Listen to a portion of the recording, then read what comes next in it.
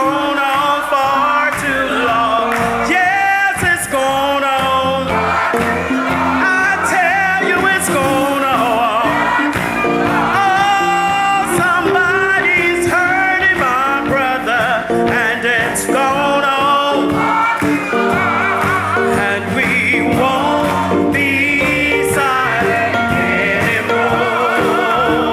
Oh, somebody's hurting my sister, and it's gone on. Yes, it's gone on. Yes, it's gone on. Don't you know somebody's hurting my brother, and he's gone on. And we won't be silent anymore. Oh, somebody's taking our health care, and it's gone on. Yes, it's gone on. Don't you know that it's gone on? Yes, somebody's hurting my children. It's gone on. And now be silent anymore. Did you hear somebody more than the water? And it's gone on far too long. Yes, it's gone on far too long. Oh, it's gone on far too long. Oh, yeah, somebody's ignoring our elders, and it's gone on. Oh, and we won't be silent anymore. Don't you know somebody's telling some lies, y'all, and it's gone on. Well, it's gone on. Oh, it's gone on. Oh, somebody's telling some lies, and it's gone on. Oh, and we won't be silent anymore. Somebody's hurting my brother, and it's gone on far too long. Yes, it's gone on far too long. I tell you, it's gone far too long. Yes, somebody's hurting my brother, and it's gone on far too long. And we won't be silent anymore. And we won't be silent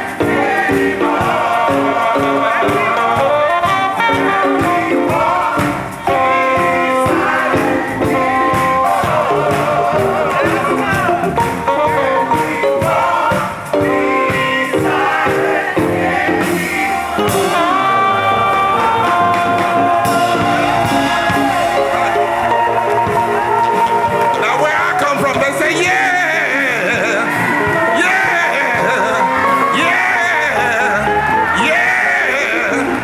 Oh, yeah.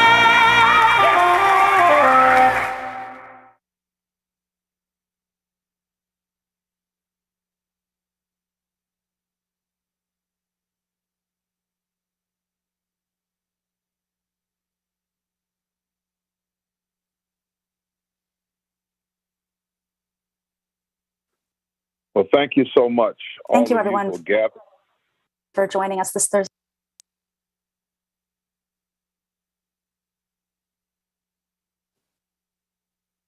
Go ahead, Reverend Barber. Thank you so much for gathering us tonight. I think, Charlotte, we just got a little crissy-cross there, but you know that happens in the movement. That's no big deal. The real thing that's the problem is the way these people are lying about the Build Back Better plan. And this tonight is a truth-telling session. You know, we all know, and according to EPI, who's on tonight, IPS, we actually should be doing more than $170 billion a year for 10 years. But, you know, we also are deeply bothered by these lies of McConnell and Manchin And the way they try to wrap it in, we're concerned about the future and deficits. Liar, liar, liar, liar. Because if you were concerned about that, you wouldn't have voted for the $2 trillion tax plan of Trump. You wouldn't have supported $21 trillion in war and militarism of our border and other spending since 9/11. You wouldn't be for the infrastructure bill that actually creates more of a deficit. Well, this is entitlements. We don't want to create an entitlement society. Well, what do you think you're making the business, the corporations entitlement? You treat them like people and people like things. You put more money into corporate coffers and the pockets of the wealthy during COVID than the essential workers that saved us in the midst of COVID. You think that you're entitled because you get billions of dollars of corporate donations. You think you're entitled to have tax breaks and to protect the corporations and not the people. It's amazing how one of the things you have to do with these people is the very thing that they say, they're projecting who they are, and they try to project it onto other people.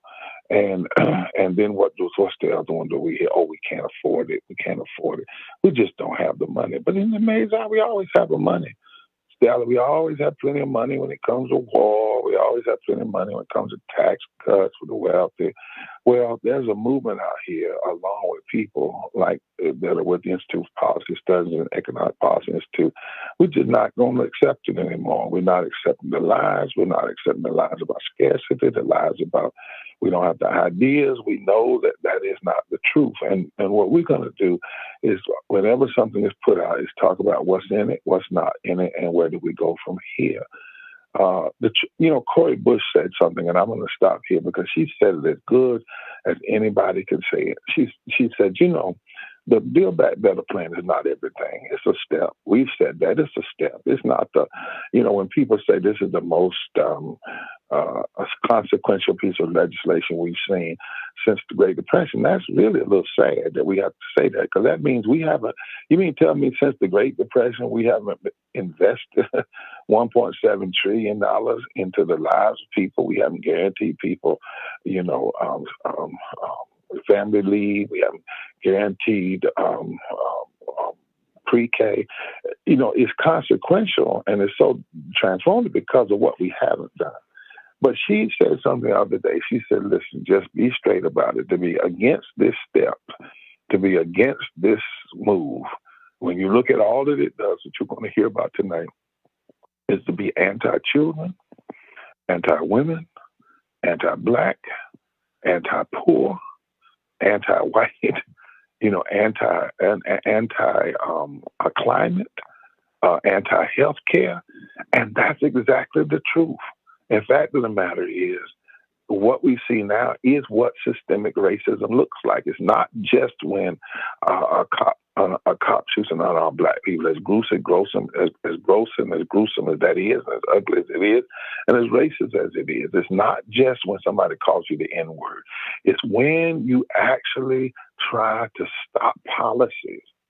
That when you look at the numbers of who's going to be impacted by those policies, classism and racism is when you block those policies that will lift up Black people, Latino people, Native people, Asian Pacific people. When classism is when you block those kinds of policies that will make the playing field more even and will lift up the poor and low wages. And if you do it intentionally, it sure is racism, classism. And if you do it unintentionally because you haven't done your homework, then it's a form of incompetency. But it still ends up being a form of systemic racism, systemic classism, and elitism, which we must challenge. And so there's a lot going on right now. We've got to keep pushing. You're going to hear tonight about something that's going to go on in West Virginia next Monday with renowned economist Jeffrey Sachs. You're going to hear tonight what's in the bill, what's not in it, what ought to be in it, what should have been in it, what we have to keep fighting for. You're going to hear about next Wednesday, and we're going to hear about June 18, 2022, because, there's one thing that we guarantee these folks we're going to do, and that we are not going to be silent anymore. Poor and low-wealth people that make up nearly 30% of the electorate in this country, 40% in battleground states, are going to shift this narrative, and we're going to be a power. And people used to say, we're going to die trying. No, we're going to live trying. We're going to live trying. That's what we're going to do. We're going to live and live strong and live powerful. And we're going to fight every day for this democracy to move away from being a plutocracy and somebody called a civil oligarchy, and to be a place that's trying to live out the promotion of the general welfare of all people. And we're going to do it rooted in our deepest moral convictions and religious convictions. And we're going to do it in our deepest humanity. And we're going to do it together. So I want to hurry up and get to our brothers and sisters who live this every day and who have said they're not going to be silent anymore. And I want to hurry up and listen to our scholars tonight and our statisticians who will tell you the TRUTH, the truth, TRUTH. That's what we got to have with a big T, truth.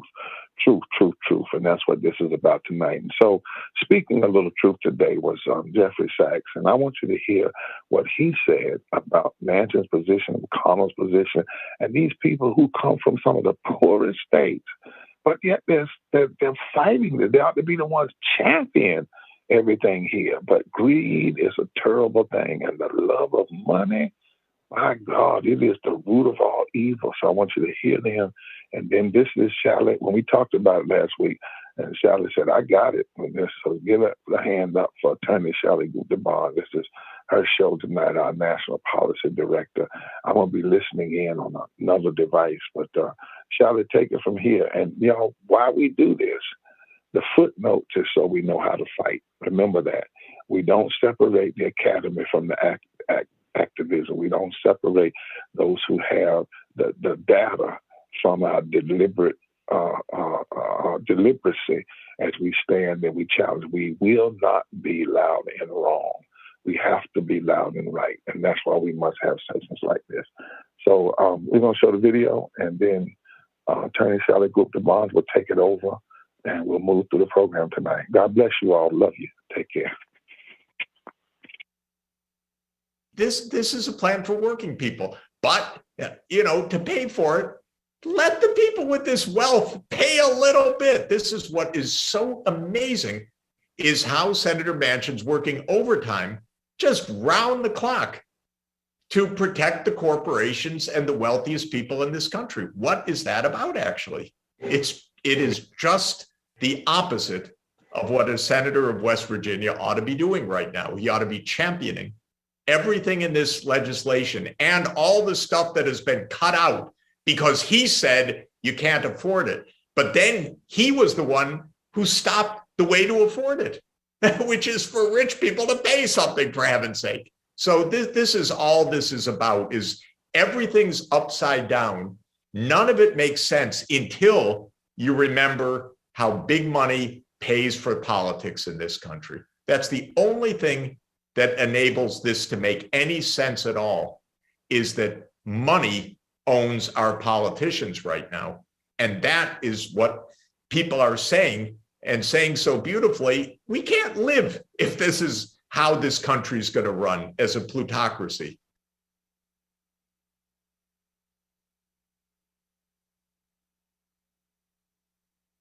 Upside down, but we are going to hear tonight how we are on our path to setting things right. And so I wanted to bring on Reverend Dr. Liz Theory-Harris, our national co-chair, with Reverend Dr. Barber, who will be co-moderating this call with me tonight. Reverend Liz, would you share some words and also introduce our state leaders who are going to be opening up this next part of our call? Well, thank you so much, Charlie. Thanks to Reverend Dr. Barber, and thanks especially to folks that are a part of the program this evening. Indeed, we are focusing ourselves on understanding what's in this Build Back Better plan, understanding what we need more to come forward with, and how we're going to kind of build that power and be able to come forward with these bold demands. So, I'm a preacher, I'm a pastor, and I'm also someone who gets great inspiration from our biblical stories. And one of my favorite passages in the New Testament is a scene where Jesus says, if these were silent, then the stones would cry out. We want to bring forward some powerful leaders who have not been silent, who are crying out about the kind of real relief, the kind of real investments in people, and why it makes a difference.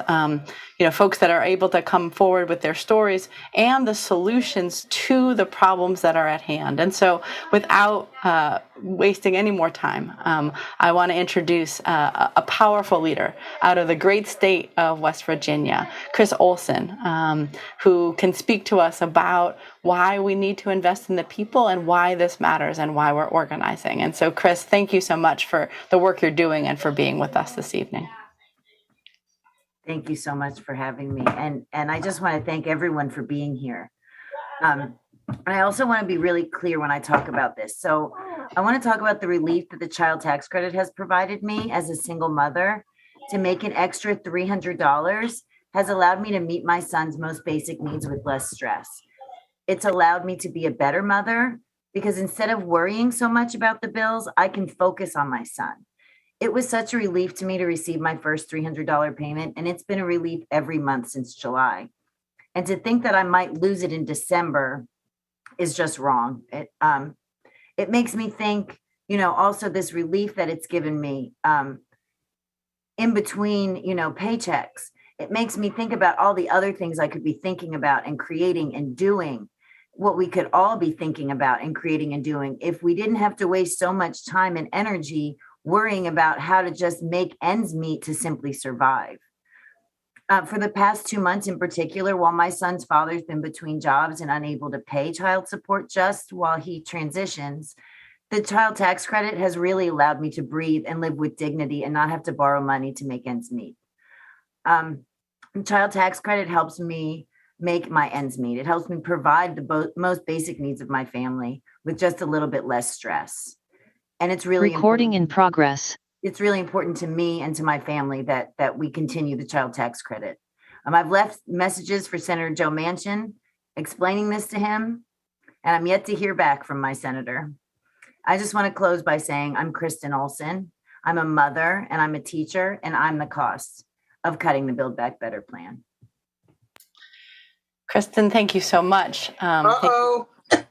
Thank you for the powerful work and the call and the cry that you just gave us.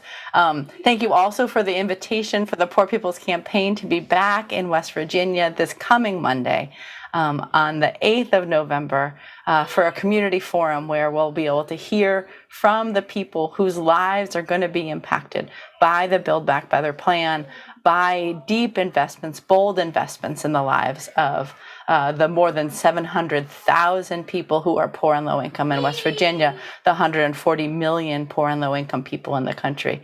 I want to go next to Karen Ball out of Texas, who can speak to why we need investments in climate change or climate resilience and why we're organizing together. So Karen, thanks for being with us, and please share with us today.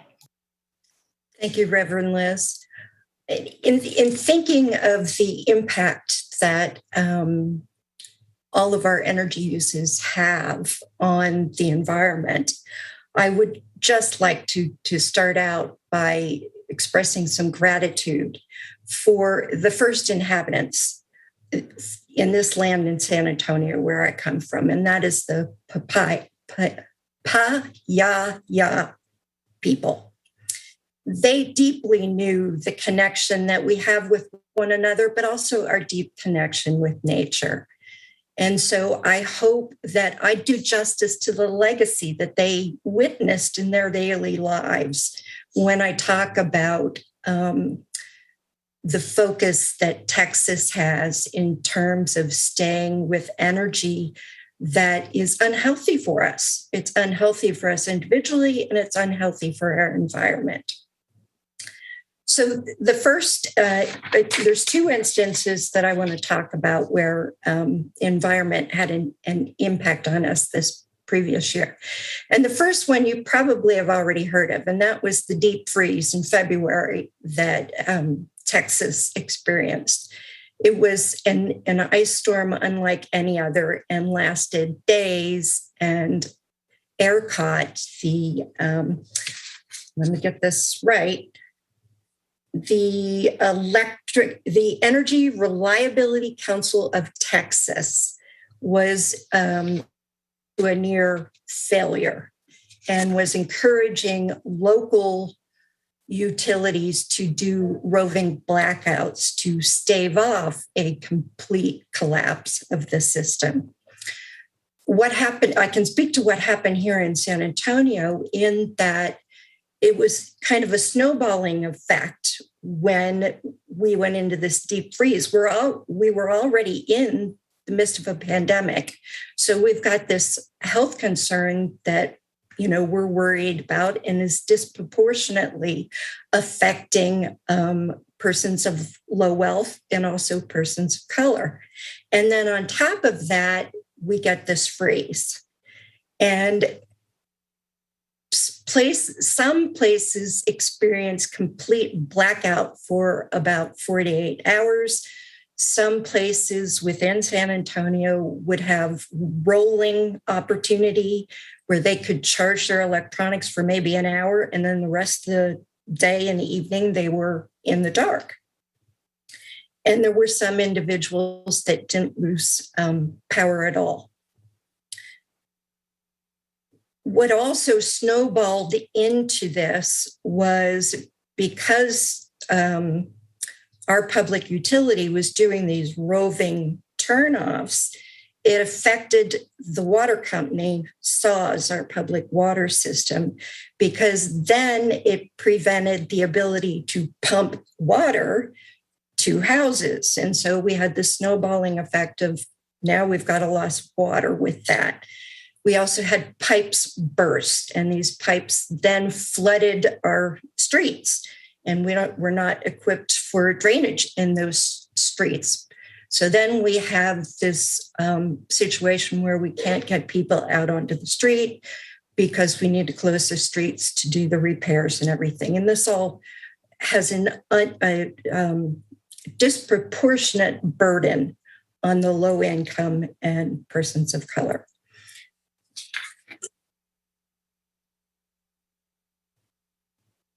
In the regular session, what the governor did was essentially say to ERCOT, we want you to shore up our electricity facilities or capabilities. But he did not say, look at some alternatives. What he wanted us to shore up was make sure we still have access to gas, make sure we still have access to coal, make sure we still have access to nuclear power. Okay, and then the second story that I want to talk about is probably one that many people outside of Texas may not have heard of. And that is there was a corporation or is a corporation called Waste Control Specialist out of Andrews, Texas, that is responsible for the care and disposal of low radium waste. And they are applying for national certification to be able to handle high radioactive waste. Well, most of the radioactive waste now is as safe as it can be and stored near nuclear reactors. There's no immediate danger at the moment where this nuclear energy is stored. But this company, because they're wanting to bring investment to Andrews, Texas, wants to transport spent fuel rods by railway through major cities, San Antonio being one of them. The danger with that is one radioactive container borders and in some cases exceeds the tonnage of what a rail car can take. So it becomes an issue of posing a derailment risk. And then if that were to happen, one of these containers would put out enough plutonium in a 50-mile radius, that it would be the same amount of plutonium that was used in the bomb dropped on Nagasaki. And so we see that we need to move away from the energy pattern that we have here in Texas that is heavily dependent on carbon fuels and unstable nuclear energy, and move to something that is more regenerative. Well, thank you so much, Karen. And indeed, we see the connections, right? The connections between the child tax credit and the need to invest in climate resilient infrastructure. We see the connection between paying people a living wage and making sure that we have the health care that everybody needs to be able to handle the kind of pollution, the kind of militarization of our communities that is being talked about. We have one more powerful leader out of the state of Maryland to share with us, some of the again, stories and the faces, the facts, and the realities, the solutions to why we needed great investment in the people. And so I introduce Lanellefall out of Maryland. Thanks so much for being with us this evening. Thank you. Greetings, everyone. I'm Lanellefall from Maryland. I'm a proud member of the Poor People's Campaign. I'm speaking out today because I just don't want to be impacted. I want to change the way I'm impacted. I'm a former teacher and an HIM employee. In January of 2020, I had COVID-19 with pneumonia when no announcements were being made in the US. I was extremely ill for months. I lost my job in February of 2020 after 10 years because it was my part-time job because teachers never make enough money. I lost my health insurance and my ability to think properly. My brain was in some type of fog. If I had paid leave, I could have afforded my COBRA health insurance, dental, and vision, and had more job security. Instead, I was extremely impacted. I had to apply for Social Security benefits. It's not enough money. I struggle with my COVID issues, and it was an extreme hardship. And now I have an autoimmune disease because my cells are attacking my body. My insurance denied treatment for non-invasive care that my doctor recommended. So instead, I received the most extreme treatment. My skin burns, swells, blisters, and bleeds. This treatment can also cause cancer. My prescription costs $100 every 3 weeks. I want to change the way I'm impacted with decent health care, lower prescriptions, and child care relief. I call it child care relief because I've had my grandchildren and other parents have children that are out of school because of COVID pods that are going on in these classrooms all around America. And when these classrooms close, parents have to manage the Zoom classes at home. You cannot leave these children, kindergartners in first grade, alone on a computer. The governor in my state acts like COVID doesn't exist. All of our schools are being affected here with COVID. The state has resources and money, but not for people of color, low income, and the poor here in Maryland. The unfortunate disparity is at a disproportionate level. Our elected officials have ignored us and are completely out of touch with our reality. The Build Back Better bill needs paid leave, better care delivery that promotes health and wellness, a reduction in prescriptions costs, and child care relief, because children are being left sick and home alone. I want to change the way I'm impacted. We, the people, need relief. Thank you. Thank you, Linnell. Thank you, Karen. Thank you, Chris. In the Poor People's Campaign, and when we think about how change happens, we know that change happens when we begin to hear these untold stories, and all of these stories and experiences, they ground the policy work of the Poor People's Campaign, from the moral agenda, the moral budget. Everything that we understand that we need right now is coming out of these experiences and insights from our campaign, from our state leaders across the country. So I wanted to bring on our policy partners from very early days in this campaign, from the Institute of Policy Studies and the Economic Policy Institute. I'm really pleased tonight that we have Rebecca Entralgo, who is with the Institute for Policy Studies and works on the inequality.org project and is an expert in the care economy. We also have Heidi Shearholtz, the president of the Economic Policy Institute, who's a labor market economist and was a chief economist to the Secretary of Labor from 2014 to 2017. And Sarah Anderson, the director of the Global Economy Project at the Institute for Policy Studies. Thank you all for being part of this conversation tonight on the Build Back Better agenda, what's in it, and what more we need in the days ahead.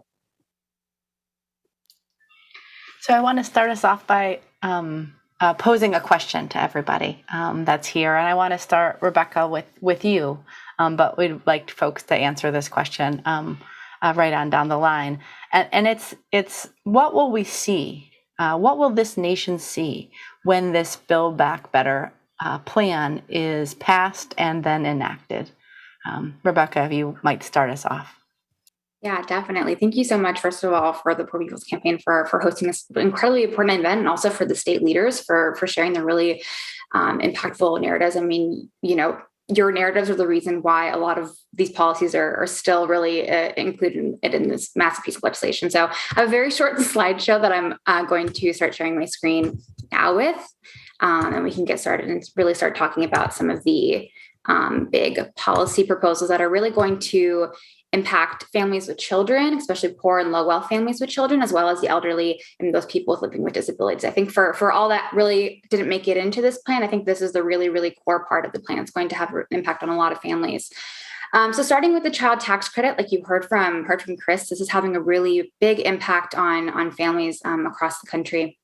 And in the Build Back Better program, this is going to be extended for 1 year. So that's the enhanced $3,000 to $3,600 child tax credit per child.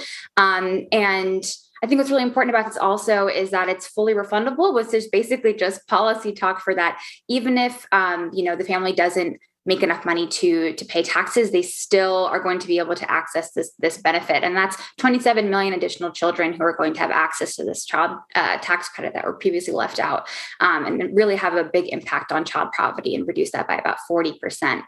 The Build Back Better plan also creates a universal pre-K program for 6 million 3 and 4-year-olds. And not only is it going to have a really big impact on families who, as you just heard from Linnell, are really struggling on the aspect of childcare, but it's also going to have an impact on workers as well. One of the reasons why childcare is so expensive in the United States is because there's a shortage of workers, and not just because people don't want to work, it's just they can't afford to for poverty wages.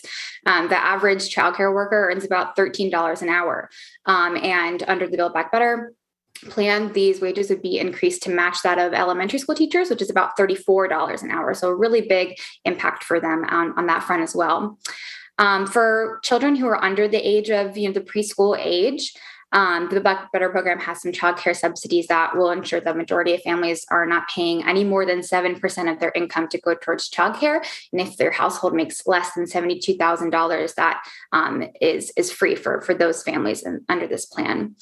And then, referring to, again, what Linnell was talking about, paid leave. This has been an issue, and it's still going to be an issue going forward to make sure that we can fight to have this stay in the final bill. But right now, we're looking at 4 weeks paid leave for caregiving of a loved one. And I think it's really important that the definition of a loved one extends beyond the traditional definition of family. You can care for someone who, maybe falls out that traditional definition of family, as well as, of course, for yourself for a personal illness. And that's also, really important since we're one of 6 countries in the entire world that currently does not offer a paid leave program.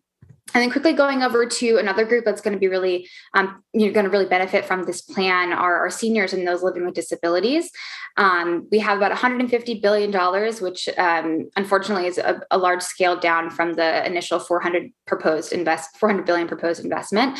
But the goal here is to increase Medicaid funding that will really help eliminate those long waiting lists for the elderly, veterans, and those living in disability to receive care at home. And then similar to the preschool plan, it also raises wages for 2.4 million home care workers, majority of whom are women and people of color who, again, are earning very low poverty wages for the backbreaking and very essential work that they do.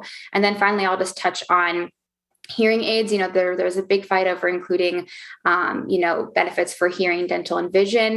Right now, currently, the bill only covers hearing. Medicare will cover hearing benefits, but even so, 30% of seniors who need a hearing aid only actually get one. So this will sort of open up that opportunity for those seniors as well. So that's a good rundown of sort of all of the core aspects of the Build Back Better program, where we can sort of talk about what really needs to be done to go forward from here. But I'll end there and I'll stop sharing my screen. Well, thank you so much. It's so helpful to see those numbers, to put faces on the facts, and to realize what a huge investment is needed and is on the way. I want to move next to Heidi Scherholtz. If you could speak about what we're going to see, especially when it comes to questions of worker protections, jobs, immigration, climate, so many of the other aspects of this important bill. Yeah, yes, definitely. And thank you. I want to thank you so much for this critical event and for all of the work of the Poor People's Campaign and the state leaders here. It's just an honor to be a part of this. And it is totally true. Rebecca talked about some of the really top lines, and they are crucial investments in the Build Back Better Act. But there's a lot of other stuff there that's worth talking about. And so I do want to talk about the worker protections that are in this bill. They're not a ton, but it establishes penalties for employers that violate workers' rights to join a union and to collectively bargain. So, for example, if an employer intimidates, retaliates against, or fires a worker for union activities, they will now actually have to pay substantial penalties for doing that, and that will matter. It is against the law to intimidate workers, retaliate against them, or fire them for union organizing. Those are protected activities under the law, but employers now, under current law, do them all the time. They do those kinds of activities constantly because one key reason is because the penalties are so incredibly weak. There is essentially no financial incentive for companies to comply with those laws. So employers just count the minuscule costs of those penalties as the cost of doing business, and then they just flagrantly violate the law. So stronger penalties will actually make a difference. And I think this really gets at the heart of a myth that we see all the time about the decline of unions in recent decades. Many commentators just sort of tout this claim that the decline of unionization is because people don't want to be in unions. And it is just not true. The decline of unionization is a result of absolutely relentless attacks on unions by employers. And so the monetary penalties that are in the BBBA will actually make a difference. They're not going to completely solve the problem, but they'll matter. And then along those same lines, the legislation also increases penalties for employers who commit minimum wage violations, who commit health and safety violations. Those things have historically also had very weak penalties. So those are really important measures. Another thing I want to say about the BBBA is that it will actually create jobs. And the BBBA, sorry, it's hard to say. The BBBA is not a jobs bill. its primary purpose is to sort of move us towards the economy we want. But at the same time, it actually will create jobs. And so by our estimates, using very standard methodology, it will create 3.5 million jobs per year for the first 5 years it's enacted. And that's huge. And one of the reasons it really matters is because with the spread of the Delta variant this summer, and then the investments from the earlier relief and recovery plans already running out, the investments that we're seeing here are just absolutely crucial to helping ensure that we do have this strong and stable recovery in coming years. And I just also want to say that one of the ways it creates jobs is by helping ensure that clean energy technology, like wind turbine blades, solar panels, electric cars, that those things will be built in the US with US materials, creating a huge number of jobs. So that's one way this plays out. And then the final point I want to make on the sort of lesser known provisions of the BBBA is its provisions on immigration. So like many things, the provisions on immigration are far from everything that we need, but it is a step. It takes an important step. So what the legislation does is provide a temporary status, which is known, I find strangely, as parole, for roughly 2/3 of the unauthorized immigrant population. So everyone who arrived before 2011 is eligible for this status. It is not a path to citizenship, but that new status will protect those people who qualify from deportation, and it will allow them to work lawfully. So it's sort of very much like DACA in that sense. So it is just incredibly important. So that's a key thing. And the BBBA also includes provisions to help clear out our massive green card backlogs. And that will provide certainty and permanence to millions of immigrants, and it will help unify families. And with that, I'll turn it back over.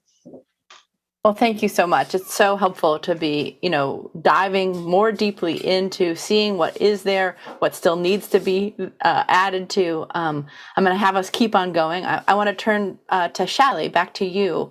If you could talk a little bit about healthcare, especially the expansion of Medicaid, and how that's playing out in this BBBA.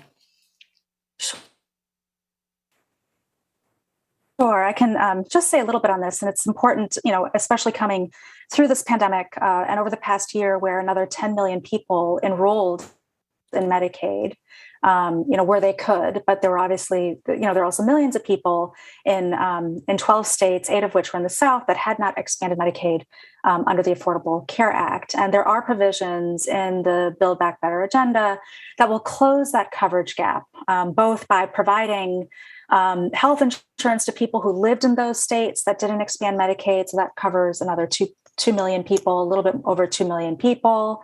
And in states that did expand Medicaid, making sure that people who had lower incomes that were in the, under the Affordable Care Act in the marketplace are now eligible to access Medicaid, because they fell into this gap basically where even though they, could enroll in the marketplace, they couldn't actually afford, to access the healthcare that they had. And so, this is going to, for the non-expansion states, the 2.2 million people, 60% of these 2.2 million people who will now have access to healthcare are people of color. This includes over 550,000 essential frontline workers who have not had access to healthcare over the past several months. Makes it possible to enroll in a healthcare plan regardless of where you live. And for those who weren't able to access the healthcare that they were eligible for, now they'll be able to access Medicaid in those expansion states. So these are significant gains, and they're important to think to. Great. Well, just to even keep on filling out this picture more, we're hearing a lot of conversation in this Build Back Better agenda around this question of taxation. So I want to go to you, Sarah Anderson, if you could speak a little bit to what's there, and how do we make sense of it all? Thank you, Reverend Liz. It is wonderful to be here with you all in what I hope will be the final stretch of the Build Back Better negotiations. I know you've all been working so hard, and you could probably use a little break before we gear up for the next round.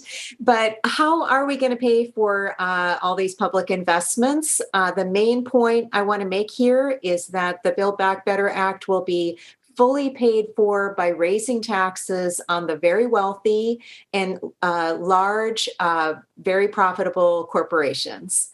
And it will not add a dime to the deficit. So let me give you a couple of examples of how they're going to do this. One innovative new tax will be what we're calling the millionaire surtax. It will target people who are making more than $10 million a year, which is a very small group of people. It's just 22,000 people in America are at that very high income level, and they will be paying more taxes on their paycheck income, their salaries, and also the income they get from capital gains or their investment earnings. So that's a big one. On corporations, one of the innovative things is they are setting 15% minimum tax rate on big corporations' domestic and foreign earnings. And one thing that's super cool about it is it's part of a global agreement where 136 other governments have also agreed to set a 15% minimum tax rate on corporations. So this should really crack down on all these big profitable companies that have been paying next to nothing or even, actually nothing in federal taxes because they've been taking advantage of tax havens or other loopholes and pitting governments against each other, trying to lower their tax bills and not pay their fair share. And then finally, I want to mention one other thing that isn't a tax measure, but it's a way to keep the cost down. And that has come together just in the past few days and has to do with new ways to control prescription drug costs. And this is really a credit to the Poor People's Campaign and others that have been pushing so hard on this. So what it looks like now is they're going to, for the first time, give Medicare the power to negotiate prices for a set list of drugs. They're going to cap the cost of insulin at $35 a month. Right now, we have a lot of diabetics in our country that are skipping doses because they can't afford it. So that's huge. They're going to cap out-of-pocket costs for Medicare at $2,000 a year. And they're going to penalize pharmaceutical companies that raise their prices above the rate of inflation. And so just to summarize, not everything I wanted is in this bill. We've got a lot more work to do, but it's really a step forward in fair taxation by raising taxes on the ultra-rich, big corporations, and reducing the price gouging of the big pharmaceutical companies. This is just so helpful. Just want to amen and appreciate the amazing information that folks are putting out. I know that everyone, the thousands of people that have joined us this evening, are just nodding their heads and appreciating the learning that we're doing here. I want to do a follow-up question to each person as well.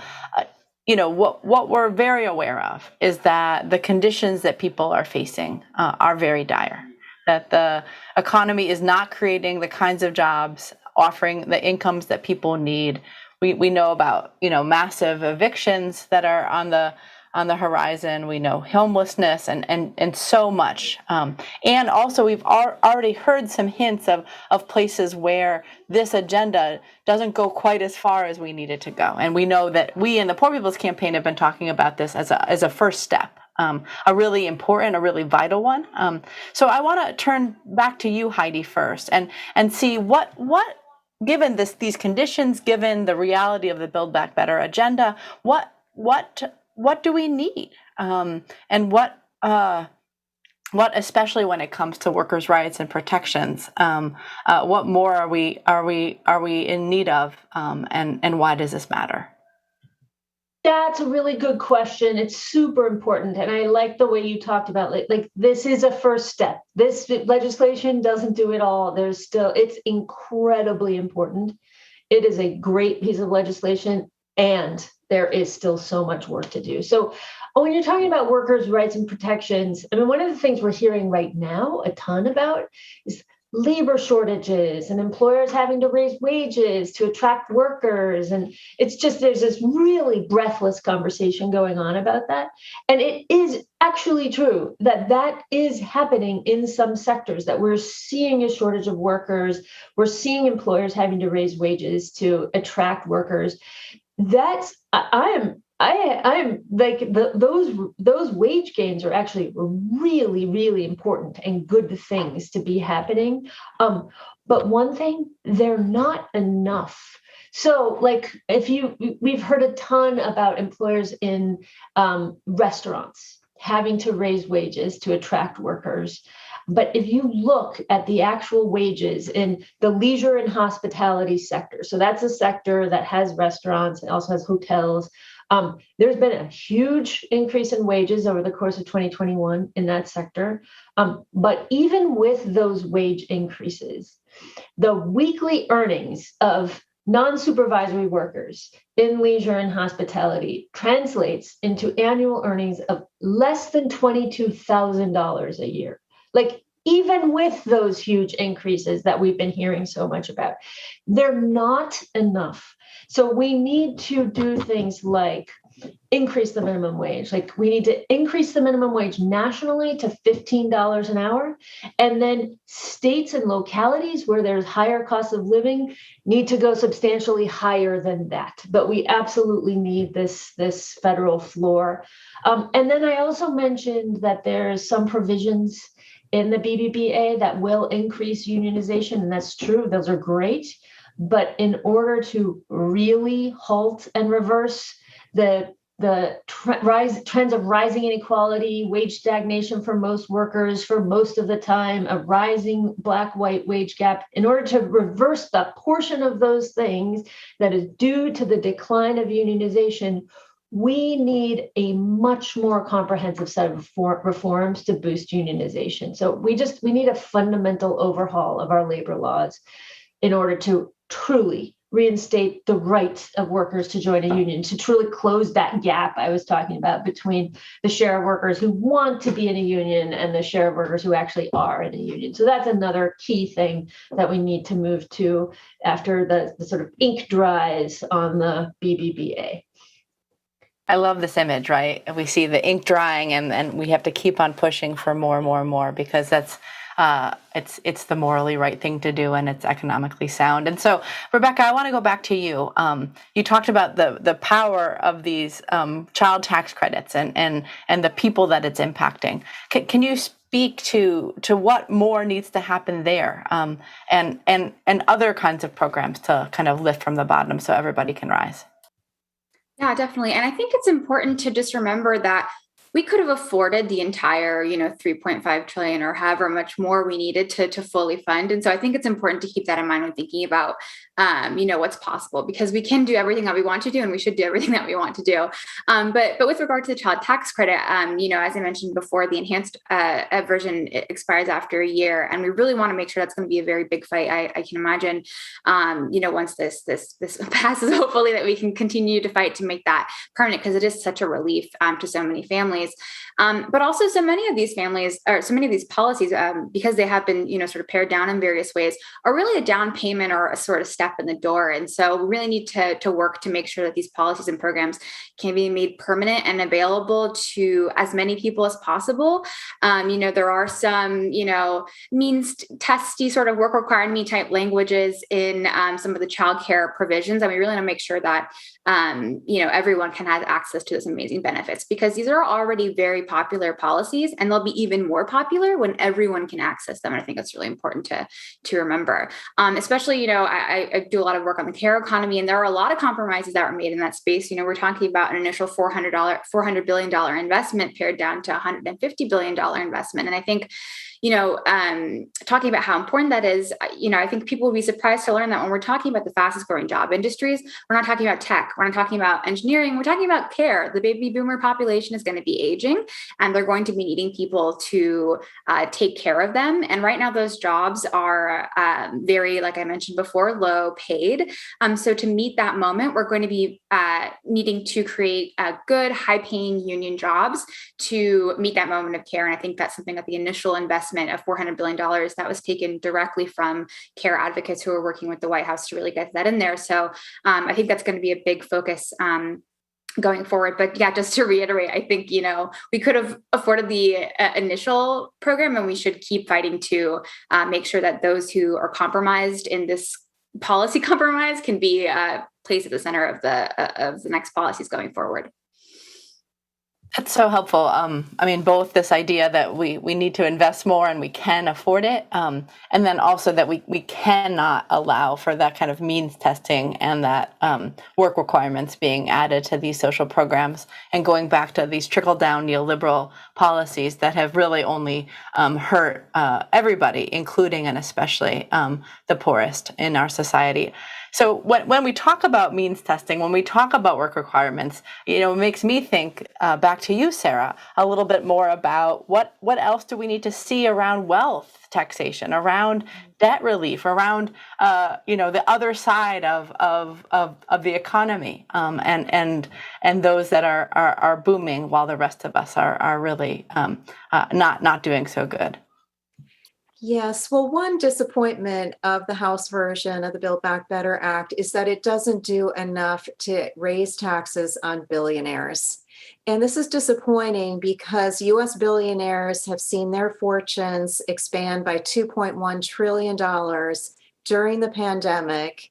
And what are they doing with that money? They're blowing it on their own space adventures instead of helping people in the planet at a time of severe crisis. So clearly they could be contributing a lot more to meeting these urgent needs. And we came pretty close with the chair of the Senate Finance Committee, the top tax guy on the Senate side, and President Biden supporting a tax on billionaire wealth gains. And but the House version doesn't have it in it. So it's unlikely at this point to see it making it into the final legislation. So I see that as something to really, build on that momentum for the next round. I could list a whole bunch of other of my favorite revenue raising ideas, but I also want to point out that I think something really significant that did happen is that even though we could have raised so much more by taxing the wealthy in this deal, the deal still represents a rejection of the failed trickle-down theory. That let those guys at the top do whatever because their wealth will trickle down and somehow benefit the rest of us. This is a departure from that. We are going to raise taxes on the ultra-rich in this deal, not as much as I would like to see, but it'll lay the foundation for future victories. And just, a word on the debt situation. Student debt cancellation was something a lot of people had hopes might be in this, but I think there's still hope that the Biden administration could do some things through executive action to relieve that burden, and personal debts in general are something that are going to need to be part of those next steps. Amazing. Just so appreciative of the conversation we're having here, and both the celebration of the reason why we're pushing for this Build Back Better agenda, and why we're going to continue to push and fight for that full third reconstruction, fully addressing poverty and low wages from the bottom up. I have one more set of questions to folks that are gathered here, because we've already kind of hinted at it. We've been hearing all of these lies, and that's what they are, is lies, that we just can't afford this, that this is just unfeasible. And so I want to start again back with you, Heidi, if you could speak to we know we need this, but is it possible? Is it possible politically? Is it possible economically? What do we know about the connection between policy and economics? I'm an economist, so I'll totally speak from the economic side. The economics of this are totally straightforward. It is good for the economy, this package. So one thing is, when you get money in the hands of poor people, of middle class people, you are getting money in the hands of people who are very likely to have no choice but to spend it on necessities. And that's actually really great for the economy, because when people spend money, that increases demand for goods and services. Who generates goods and services? Workers. So it increases jobs, it can increase wages. So that's a really crucial piece of why this is good economics. And then when you are making the specific kinds of investments that are in this piece of legislation, childcare, housing, pre-K, healthcare, climate, and on and on and on, those things will make us more productive in the long run. Like, you get kids good pre-K, that sets them up for success, which will make them more productive. When high quality childcare is provided, which means chaos in the lives of parents is massively reduced, that makes them more productive, and on and on and on. And I don't want to laud productivity as the ultimate measure for any piece of legislation. I don't. But in this case, it actually is 100% true that these investments will set us up to be more productive, more competitive as a country. They are not only the right thing to do, they aren't just the moral thing to do, they are excellent economics. It's just so amazing to hear. I was thinking when you were speaking right now about, the cost of inequality, the cost of child poverty, the cost, and it's an economic cost. It's for sure a moral cost. We don't want kids going to ailing schools without pre-K and the investments, but also economically, we know that when we invest in programs that lift from the bottom, as you're saying, and as we've heard throughout this evening, everybody can rise. I'm going to move to you, Sarah, about this question of budgets and about this question of where the resources exist, and do the resources exist? Again, we might need all of this, but can we do it, and how can we do it? Absolutely. Well, one thing we haven't talked about yet tonight is all the money that we spend on the Pentagon budget. There's so much talk about the cost of the Build Back Better Act. It's about a quarter of the cost of what we spend every year on the military. And I think I want to end by just underscoring a core Poor People's Campaign message, I think, which is that when you hear people talking about how the richest country in the world can't afford to make these vital public investments, what you should throw right back at them is, how can we afford not to make these investments? If we don't do the spending now on climate change, we're going to pay so much more later. If we don't make the investments now in ending child poverty, we're going to pay so much later. And so I think just flipping it around, we are a country of abundance. We can easily afford to make the investments that are in this bill and then build on it to really solve the problems that we're dealing with once and for all.